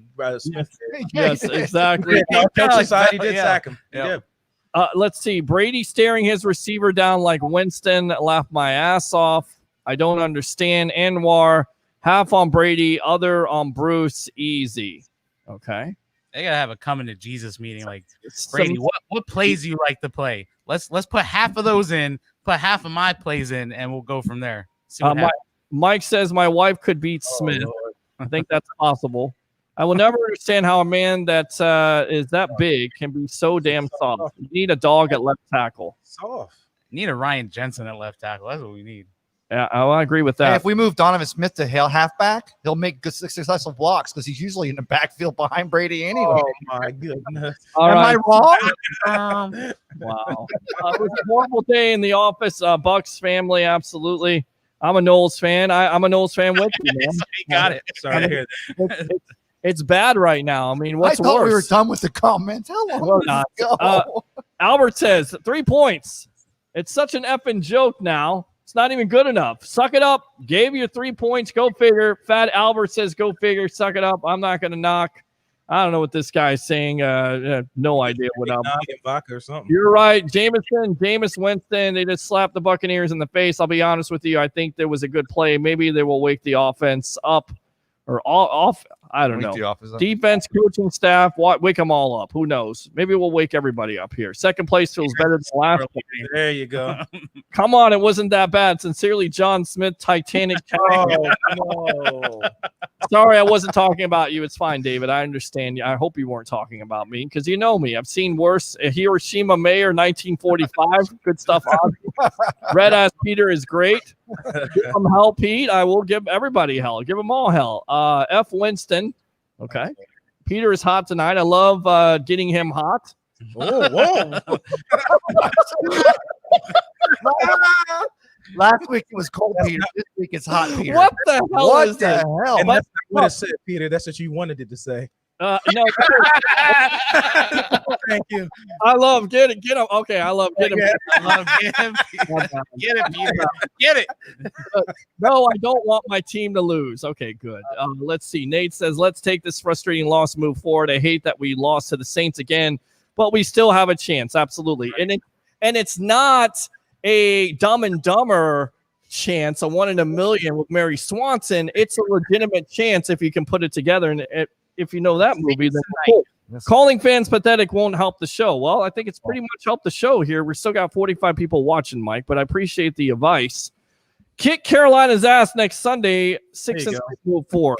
There you go. Misador, what hurt the most, the fact that this team quit. And Mike, I wasn't calling you pathetic. What I was calling is the fans that continue to circle around and go, you know, you guys haven't been fair about the Winston thing and the criticism and this and that and the other thing. You guys are not fair. You guys are absolute nut huggers on Tom Brady. And you said, and I've heard this. Right, Winstonites. What did they call them? Winston. I don't know. Who cares? Winston ears, whatever it was, the word they were using. I wanted to all end on Facebook. I just wanted to all get into a cage match and kill each other and then come out and say, hey, we're Bucs fans at the end of the day. Winston is a joke and has no class. Defense sucked. What hurts the most is these cocky-ass Saints players getting more cocky, of course. Something about it. Yeah, don't let them come to your house about it. and do that. And I always get a kick out of this because people will complain. They go, well, the team ran it up. Okay, well, you know how you stop a team from running it up? Run it up against them. Stop them. Oh, I've had enough. Albert, I'll be honest with you. As a Buccaneer fan, I think Jameis Winston play better than Tom Brady. Jameis Winston's not a bad quarterback. The reason with this problem, I don't even know what this guy's saying. I think he's had too much at this point. Eggnog and vodka. Cut him off. The eggnog with the Jack Daniels is done with this guy. And I get it. It's not Thanksgiving yet, but I have a feeling that he's drank a little bit too much. Big thank you. Smith needs to go ASAP. I don't think that's going to happen, guys. Blake is cracking me up. Anwar is laughing. Get him, Peter. Ron says, I think Pete is having flashbacks of our Prayer Silence, South Carolina, and USMC boot camp. Absolutely, my friend. That was a good time. Good time. 20 weeks of that stuff. You're going to have a heart attack. Chill. Get him a beer. First, you're not my doctor. I'm good to go. I'm plenty healthy. This is what we do here, Mike. Will you shut up and be quiet? All right. I know Peter is defending Winston time and time again. I'm talking about some of the people that come on your show. I've heard time and time again, same. If you didn't throw that interception with the Giants, we would have won the game. I've heard Peter say, well, if you made the field goal, you would have won. And you're exactly right. I try to be fair about this. Bucs fans are just always so negative. I agree. This game was so embarrassing, though, Mike. Mike, I agree. It was a horrible, beyond horrible. Ozzy says, I'd rather lose 100-0 with Brady than watch another 30-pick nightmare of the former quarterback. And don't tell me Sean Payton loved putting him in the end of the game. Payton is a douchebag, Mr. Sourpuss himself. I agree. Doing Sean Payton's a D-bag, as he said. He does that on purpose to rub it in. And we said, though, if they don't send Suckup out there to kick a field goal and break up their goose egg, does he send Winston out there? I don't know. Maybe I think he does. Yeah, because he's you know what? He's a douchebag. He's that's what he is. All right, let's go out to Jim here. Jim, what do you say? You're on with yours truly, Tampa Bay Ray Kennedy, of course, Mr. Blake Anthony, and Philip Schwegler. Arians is trash. What? Hey, man, that was a horrible game. Yeah, man. Damn. We all agree with that. Are you driving your truck tonight? Because hopefully you weren't driving your truck tonight. Because if you were driving your truck tonight, you would have crashed your truck tonight. By the way, don't watch TV or listen to games, especially Bucs games against the Saints when you're driving. PSA for you. No, I was driving the truck tonight. I would have had to pull over Good man. Yeah. I tell you what, Taysom Hill was driving a truck tonight because every time he got the ball, the offensive line decided to drive a truck through this defensive line, and these linebackers, they could not get off. What else, Jim? Damn it, Jim. Damn it, Jim. I think he's cut. No, he's there. He didn't come out to play. I don't know what he was doing. He must have got a little happy when he came home. Had partied too much. Yeah.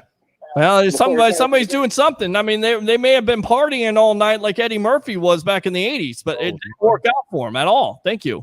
It's a Rick James reference. Yeah, I got it. I think the whole team was like not ready to play. But Tom Brady, he wasn't getting ready to ball like he normally does. Well, I think two things were happening here. Number one, he was trying to make plays because he's such a competitor. Number two, he thought he had more time than what he had because Donovan Smith is the swinging gate of atrocity when it comes to blocking. He is just absolutely Island. I think the offensive line didn't break down that bad. I'm trying to five receivers. Trey Hendrickson would disagree with you with his 2 sacks and 4 tackles, but should have been 3 sacks. Got called for a defensive penalty. Yeah. So it was not a good game tonight, Jim. It was not. Maybe some positives to take out of this game. Well, it's over. I mean, that's probably the clock started running. That's it. The clock started running. I mean, the clock, and when they could not score at the goal line, that was pretty much done. Done, set, match. Yeah. Well, they didn't run the ball enough. They didn't do enough overall in the offense. Plan? Because I sure didn't see no game plan on both ends of the ball. I mean, it was just bad on all ends. I mean, you look at the statistics. Brady, 3 interceptions in this game. Not a good game. Not accurate. Sacked many times by Hendrickson. Pressured many times. I mean, the pressure got to him. And then Evans, finally shows up later on in the game. I think it was because Marshawn Lattimore. Give him credit because Lattimore has had Evans' number. I mean, he got frustrated though. He usually fights his way out of that. He didn't do it today. But he's a guy. Lattimore has always gotten under Evans' skin. He's always had him under wraps. I think there's maybe one matchup where Evans beat him on a 50-yard bomb, and that's been about it. They would never have great matchups when it comes to Lattimore and Evans, and it's going to be one of those things where guy just has your number. So who was guarding Brown tonight? Who was guarding Brown tonight? Well, Brown had a pretty good game actually. Made somewhat of an impact, but showed up a little. He's still new to the offense. So Brown made catches on both corners. Malcolm Jenkins, but Marshawn Lattimore and the other corner, Norris Jenkins. We should have tried to run the running back so we could get the play action. I agree. Nobody seemed like they wanted to play today, so I agree, buddy. And defense. I'm a defensive guy. Oh, my goodness. I don't know where they was at. Horrendous effort. Not enough pressure. Blown coverages, playing lackadaisical. Just no answer. Just no answer. Drew Brees picked them apart tonight. Good stuff, Jim. Let me go ahead and fire those cannons for you. I appreciate the call, buddy, and stay safe. All right, boss? All right. Take care, Jim. All right, good stuff. All right, so let's continue to read the comments, and we'll probably wrap this puppy up. Devin White still played his ass off nightly. It's your show. Love it. Thank you, Ron. Appreciate you. It's your show. But again, I'm going to tell it like it is. I'm just going to do that. That's how I've been doing the show forever. That's how I'm going to continue to do the show. You guys will continue to tune in. And if you don't, sorry, you're going to miss out. Brady is the best thing to happen for the Bucs. Ozzy says, Ray, get Peter a shot. Make it a double. Blood pressure check. Is there a defibrillator on the set bar and grill? They had Marshall Falk, says Rick Hughes. I didn't mean to knock 5 years off your life. That's okay. I don't think you're a Winston hater. It could be worse. We could be Jets fans. Well, there you go. That's the positive. Oh, Jets. Tomorrow night. There you go. Jets. Just end the season. Phil's got a fro. Oh, my God. Is it really that bad? Whether you lose by 3, well, It's grown out a little. You probably need to go see Daniela's styling studio. I'm just Hello. saying. She'll hook you up with a haircut, massage, and get you a beard trim and everything. She'll take care of you. All right, Danielle Styling Studio. We're going to get her on the show too, by the way. All right. It probably won't make me lose my mind. Whether you lose by 3 points or 30 points, it's one loss. Imagine what's going to be like with Brady in practice this week. Love to see that. Ozzy says on to the Panthers. Or excuse me, Sajid says on to the Panthers. Best wild card team assembled. Embarrassing. Rick says Josh Rosen should be a starter, right? He was 10th overall pick. I think Josh is trolling there. Smith had no dog in him at all.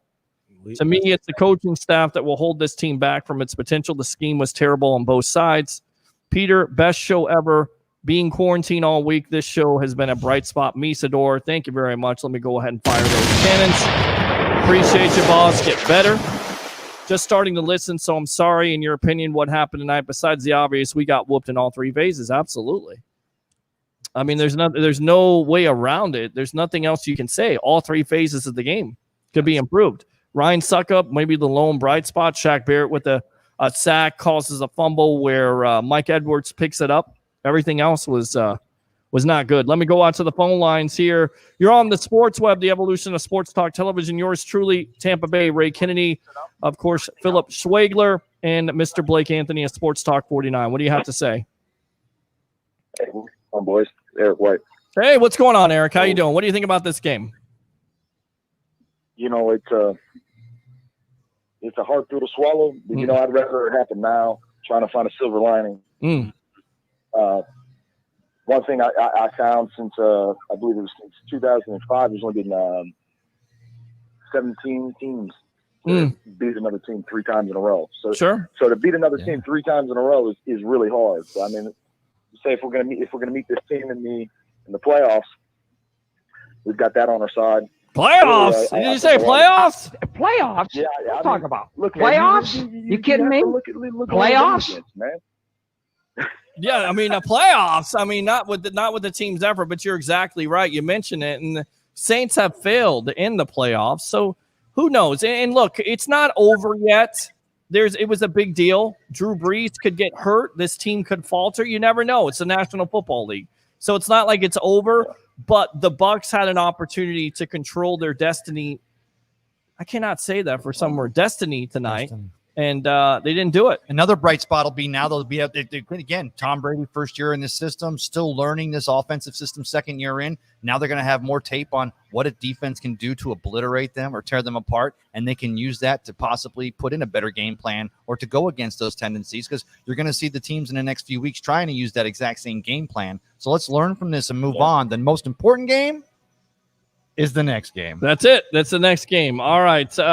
What else, Eric? What did you think? What did you guys think? What did you think about the play calling? Look, horrible, I hate to say it, horrendous. But I thought that we got away from the run. I didn't understand it even going. And look, you know, and I get it. I was wondering last week if he was injured. I didn't understand why they pulled him so early over a fumble. He had ran 3 or 4 consecutive yards in a row. I mean, he's been doing pretty damn good. Right. I didn't understand the Ronald Jones pulling. I didn't understand him using Fournette. I didn't understand it at all. I have no idea. I didn't either. I couldn't call it. So I thought there was maybe something. I don't know. I can't understand you right now, so you have to call back, Eric. Sorry about that. We'll have to get you. I guess you're in a bad cell there. I didn't understand the play calling tonight either. Hey, Blake, could you do me a favor this week when you're breaking all that tape down like you do, brother? See if Rojo's missing blocks. If there's a reason other than what we're not seeing, because it's not been a problem of his in the past, but that would be something that maybe we're just not. Of course, how can you block an entire defensive line when they're getting through? But see if he's missing blocks, and that's why they're going to a stability at Fournette and they're bailing on Rojo. Because like he said, he had 3 100 games in a row, and then the guy goes to get up off a pass last week and gets hit just right and fumbles it. Yep. And now he's in a doghouse, can't get his way out. Yeah. I mean, they had to go away from the run because they were down by 4 touchdowns. I don't know if you guys have noticed it. Anytime they've really have to go to a passing attack from the backfield standpoint, Ronald Jones is not featured in that. Yep. Yeah, they go to Leonard Fournette every time. Yep, it's very odd, but I get it. How can we not be though, Chris? It's been 13 effing years and no division wins or playoffs, bro. Do the Bucs try to do too much against the Saints? I think so. Yeah, I think so. I don't. Peter's on fire, says Misador. Appreciate you. Brody McNeil. Wonder what might have happened if we didn't get those first 3 and outs. Agree. All right, let me go back out to the phone lines. I think this is Eric. Is this Eric again? Yeah, I'm sorry, I lost you there. Yeah, that's okay, man. We're having some problem with your cell phone tonight, so No worries. go for it, Yeah, bud. man. I thought you guys did a great job of covering that. I think you have to try to find a silver lining, man. And I would rather this happen now. You know, it stinks, but I mean, it's on to the next one. I think we're really going to be taking a hard look at this play calling moving forward. Now, here's the question. This is what I wanted to ask you guys, right? Mm-hmm. What did you think about? Do you think any of this? Right, I'm trying to be objective. Does any of this have to do with an AB being added to the line? I don't think so. I honestly don't think so. I think what it comes down to is poor game planning. I think it comes down to the Saints basically being a better team tonight. Doesn't necessarily mean they're a better team overall, but tonight they were. And I think it comes down to what we talked about with the offensive line not getting it done. It's one of the main things that has hindered this team not only this year but last year. If you're not going to protect Tom Brady and give him the time to go to all these weapons, a plethora of weapons, Leo word, then it's not going to work. It doesn't matter who you got back there. So it's a combination. And then your defense let you down. The defense wasn't able to get off the field. They weren't able to make plays. But the offense didn't help. Again, it's a total team loss. That's what it comes down to. So, all right, man. You guys are doing a great job. It's on to the next. Yep. We'll be back here. At the end of the day, we have Tom F. and Brady. That's it. Look, that's what we have. And this team, if we know one thing, Tom Brady gets upset and he holds grudges. So let's see how this goes, man. We'll see how it plays out, Eric. I appreciate you as always. Let me go ahead and fire those cannons for you. Good stuff, my friend. Thanks a lot for the call. Appreciate you. All right, let's read the rest of these comments, and then I think we'll give our final thoughts and get the hell out of here. I agree with you. The first 3 outs didn't help the start. Wirfs handles Cam pretty well tonight. That he did. That was a bright spot. Brady is 46 after tonight. He aged 3 years in this game. He got hit a lot. I can hear on the national media now trashing Brady and not looking at the entire team. Who cares? So that's what they do. That's what they wanted to do. That's what they've been wanting to do. Waiting. Tyler Brayshaw says, also tired of seeing Jaden Mickens take the ball out of the end zone from 5 yards deep and getting to the 17-yard line when the offense already can't move the ball. Let's give Drew Brees a short field every damn time after they just scored. Tony says our offensive line got manhandled tonight. Ron, Matthew, effing kid, you look like you okay. I'm not gonna go there. Buffering, says Cortez.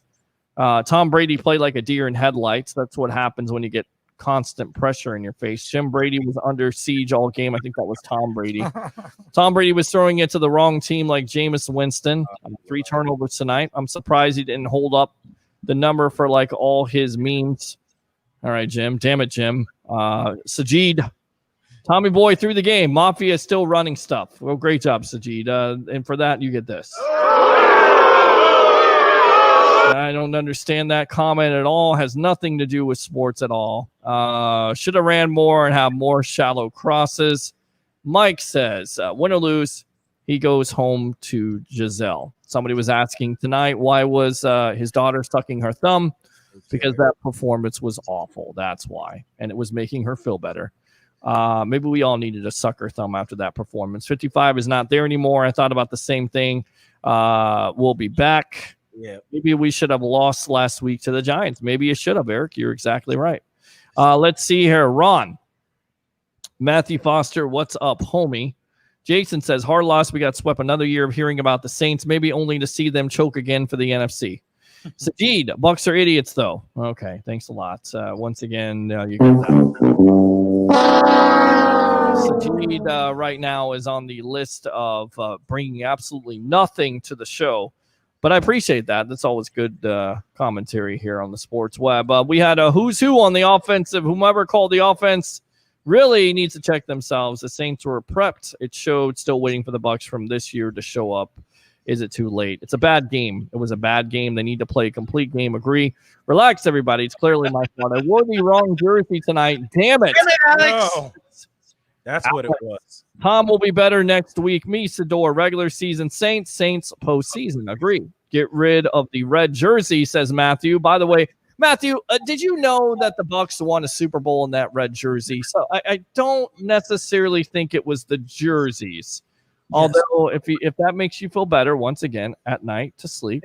It's so bad that you wait this long after a loss to post. Yes. That's like that. Told you. I never see this energy after a win. I never see this energy no. after a win. No, we're usually out of here by now. The energy is not the same. The views ain't the same. The comments ain't the same. Why? You that happy when they lose? Well, I think all the Bucs fans are masochists, especially the webheads. Told you Arians is trash as Roger Shue, #1 troll on the sports web. Along with Ben Cornett. I'm back. What's up? I don't know what's up. You tell me. Matthew Foster, trash, says Ron. This will also be a wake-up call to the team. There you go. Yeah, 2 weeks back-to-back look like trash. I love my team regardless, but that stuff was embarrassing. Agree. Matthew Foster, okay. Ron, why are you asking that, bro? I'm not saying that. Hopefully we learn from this and improve from it. Yep. Gary says, outcoached. We have the team and not the coaches. Not ready to say that. Review it once and burn the tape. Matthew, find someone to play with. Gary, we were outplayed, outcoached. Looked like a high school team being mishandled by men. As far as Donovan Smith, he needs to pull splinters out of his ass on the bench. Defense inconsistent week to week. Greg Cole with his diary. So much for the folks saying this team is better than the Super Bowl team. So we know this team just isn't ready to take the next step. We know we are now, and at 6-3, we're still good. Been lots of injuries, still learning each other. Don't think this was the game to start Brown. Been a lot of travel, quick turnarounds between games. Move forward, keep maturing, and become the team that goes out and gets it. Go Bucs. Good stuff. Not ready to make the judgment on if they're good as the Super Bowl team or not. I think we got to wait and see. They definitely have the talent to be, but they got to put it together week by week on a week-by-week basis. Mike Edwards is always around the ball. Eric Hurley says tuck. Okay. Silver lining, did the Bucs win the coin toss? I don't even freaking know. I don't. So long ago. Me, Sador, still on track for 12-4, unlikely, but still potential at the Bucs at 10-6 to start. I still think that. Mike says onward and upward. Matthew, just talking stuff. I love my guys. Okay, good stuff. And me, Sador, with the last comment here. To be fair, I'm happy drunk after a win. Well, everybody. You know, the good side about it is it's over with. You can get drunk if you want to. My diary, Greg Cole. All right. So, would you shut up and be quiet? All right. So let's go out to Blake Anthony, Sports Talk 49er editor-in-chief, Mr. Philip Schwegler, with your final thoughts. You go first, Blake. Well, first off, I'll see you guys tomorrow at 3 p.m. after I look at some tape. If Peter ever gets us the hell out of here, so I got some time to look. But first and foremost, I think everything that said needed to be said. They need to get better all across the board, both sides of the ball. Ryan Suckup, you get the Monday off. You're the only one that showed up consistently from last week to this week. You can take the day off, buddy. But everybody else, show up at 800 hours and prepare to run sprints. All right. If you're watching, I'm working tomorrow night at Safety Harbor Resort and Spa. I got you a fat ribeye for free tomorrow night, so make sure you come out and get it. My final thoughts is, thanks to the Deck Bar and Grill for having us this late here. Great spot. Appreciate everyone showing up for the show. As far as the Buccaneers go, forget this crap. Move on to Carolina. Don't look at this game at all. Okay, look at maybe the Packers game. Figure out what you did well there and do that again against Carolina, because Carolina's looking like they might be a hot team to play here in the NFC. All right. Good stuff, guys. We'll be back next week here live from the Deck Bar and Grill with that. So we'll get you out of here. Thanks a lot for your time. All right, boss? Yes, sir. All right, bosses. There we go. So let's go out to you, Mr. Tampa Bay, Ray Kennedy. Your final thoughts on this disappointing loss by the Tampa Bay Buccaneers tonight. Close the book on the 2020 season for the Saints. 0-2 to the Saints in 2020. Don't close that book. This team's going to be in the playoffs. Don't forget we have the extra team added. And again, if we have any cancellations due to what's currently going on in society, there could be an 8-team format from each side. So you may even see another team. Of course, that's worst case scenario. The Bucs are still on track to make the playoffs. They made it harder on themselves tonight. Let's just find the recipe to get this thing going on a more consistent basis. Yeah, that's what it comes down to, consistency once again, and all three facets of the game, offense, defense, and special teams. You've got to be better than this. especially with the Carolina Panthers going on the road. You have to forget about this game. It's disappointing. But hopefully that disappointment leads to something of a reality check. I think definitely the Tampa Bay Buccaneers got that tonight. So we'll see what happens next week, 1 o'clock here, live from the Deck Bar and Grill. For the great Blake Anthony and Sports Talk 49, for our editor-in-chief, Mr. Philip Schwagler, for Tampa Bay, Ray Kennedy, Best of the Bay, Cup of Ray, I'm your host, Peter Blake. Bucs lose 38-3 to fall to 6-3 on Sunday Night Football. We'll be back tomorrow night on the evolution of Sports Talk Television. It's the Sports Web. Have a great Monday.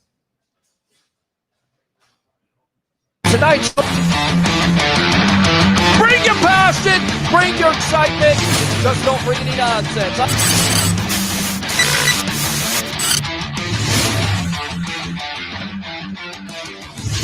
Will you shut up and be quiet?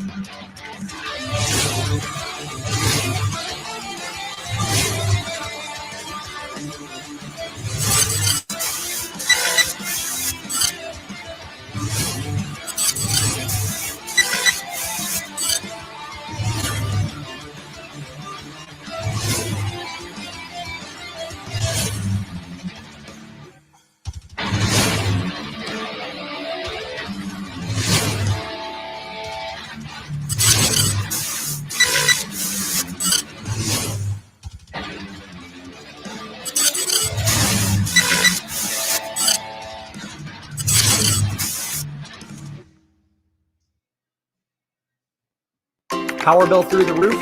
At 320 Solar, that power bill will be no more. In fact, about 90% of our customers report lower solar payments than with electricity. That's more power in your pocket. 320 Solar. Power up.